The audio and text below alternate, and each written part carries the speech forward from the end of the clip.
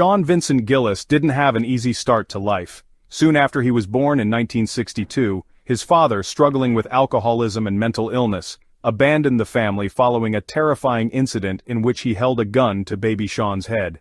But despite the hardships of growing up without a father, young Sean Gillis seemed to get by okay as a kid in Baton Rouge.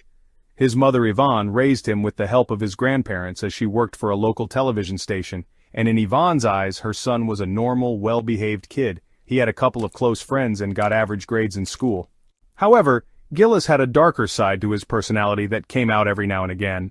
He and his friends reportedly went through a phase in which they became interested in devil worship. And at one point during his adolescence, a neighbor named Carolyn Clay said she heard a loud banging noise at 3 a.m. and looked outside to see Sean Gillis in his front yard beating furiously on some garbage cans. According to another neighbor, Sean Vincent Gillis explained that he'd had this outburst because he was upset that he didn't have a girlfriend, and as that angry boy became a man, his anger would grow into something much worse. After high school, Sean Vincent Gillis attended some community college and bounced around between low-paying jobs while still living with his mother. But finally, when Gillis was 30, Yvonne took a job in Atlanta and moved away. Gillis was on his own for the first time in his life. He soon found himself obsessed with pornography, so much so that he neglected his jobs. His doting mother sent him money to help him make ends meet. Nevertheless, he was angry at Yvonne for leaving him, and would sometimes scream in anger from his yard and disturb his neighbors. On one occasion in 1992, he was even caught peeping into a neighbor's window. He claimed he'd just been looking for his cat. In 1994, Gillis began a steady relationship with a woman named Terry Lemoyne. He reportedly treated her well throughout the relationship, though Lemoyne complained that Sean Vincent Gillis was uninterested in having sex with her. Meanwhile, his obsession with pornography was growing ever greater. It eventually led him to websites that depicted the rape, death, and dismemberment of women. At one point, he even showed Lemoyne photos of dead women online. Though unsettled, she brushed it off. They lived together for the next decade, but little did Lemoyne know, Gillis had begun to exercise his disturbing impulses in real life. In the early morning hours of March 20th, 1994, Gillis crept into an assisted living facility and entered the apartment of 81-year-old Ann Bryan. Gillis later stated that he had initially only intended to rape Bryan, but when she screamed, he went wild, slitting her throat and stabbing her about 50 times in the head, genitals, and chest. He almost decapitated her with his ferocious, slashing blows. And that was only the beginning for Sean Vincent Gillis. Sean Vincent Gillis didn't kill again for another 5 years. Then, from January 1999 to January 2000, he murdered 4 more women, bringing his total body count to 5. He killed a 6th in October 2000, and took his final 2 victims in October 2003 and February 2004. As police began to investigate these murders, they realized they shared some truly gruesome commonalities. The 7 women, nearly all sex workers in their mid-30s to early 50s, were strangled, dismembered, and sexually abused. Their mutilated bodies were recovered in remote areas outside of Baton Rouge. When cops found the nude, butchered body of Gillis's second victim, it was a particularly macabre scene. She was on her back in a kind of balletic pose next to a dead-end sign, which I thought was his humor, in a very sick kind of way. Dead end, former District Attorney Prem Burns told True Crime News in 2018. In the case of another victim, the body was found hacked up so badly that, according to Burns, you could barely tell it was a human being. To the authorities, it was apparent that this was a true serial killer. All of Sean Vincent Gillis's murders began with him strangling the victims with zip ties. Then he would chop off their body parts, sometimes also carving off their tattoos or nipples. Worse yet, he sometimes saved body parts as trophies and even consumed the victim's flesh. He also had sex with their bodies after they were dead and committed other disturbing erotic acts, like showering with one corpse and painting the nails of the severed hand of another. And when he killed his final victim in 2004, he took dozens of photos of her hacked-up remains. But Sean Vincent Gillis also left something behind at this murder scene that would help the police track him down and bring him to justice at last. Sean Vincent Gillis was active around the same time as fellow Baton Rouge serial killer Derek Todd Lee.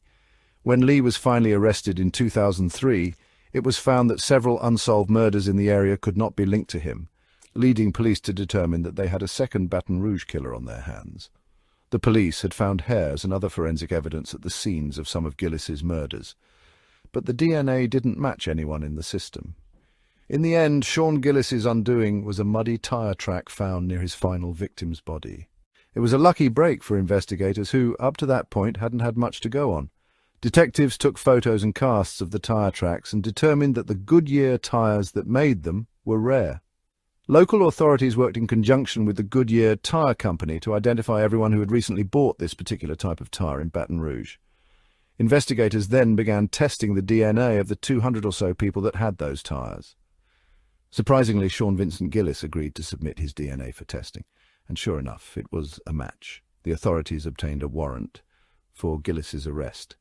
On April 29, 2004, SWAT teams flooded the home he shared with Terry Lemoyne, who was still unaware of her boyfriend's crimes. When she asked Gillis what was happening, he simply told her, "Sorry, honey bunny." Sean Vincent Gillis was finally in police custody. Once in custody, Sean Vincent Gillis quickly confessed to the murders. He appeared by turns proud and ashamed during the interview, sometimes laughing while describing his acts of brutality and other times expressing remorse for what he'd done. "I'm sorry I hurt people. But I would do it again," he said. "You let me out on the street, I'll find somebody before sundown. If anything in my useless life comes out," he said, "help the little girls today not to be the premature corpses of tomorrow." Wrong as well as you do. I know you do. But there are certain times when it fuzzes out. And it's really not that I don't know it anymore. It's like, it doesn't matter anymore. This is my universe. So I'm God there. I am God. At one point I could control it. It's beyond my control at the moment. I'm a homicidal maniac. Easier thought of than done. And at that point, I looked at it, finger it, play with it, lick it, even tasted the fat. This was where I tried a little cannibalism. Okay, human fatty tissue does not taste good. I don't advise it. I don't see how anything would survive off of it. With these confessions in hand, authorities charged Sean Vincent Gillis with murder. He has since been convicted of 7 of the 8 murders he confessed to and sentenced to multiple life terms in prison. Once in prison, he continued to express remorse and even corresponded with a friend of his final victim, Donna Johnston. In one of these letters, he once again shows regret, but also the cold tone of a hardened, precise killer. As for what lurked in Sean Vincent Gillis's subconscious that might have driven him to commit these atrocities, there's likely no one answer. Despite having had an absent father, Gillis had led a seemingly normal childhood.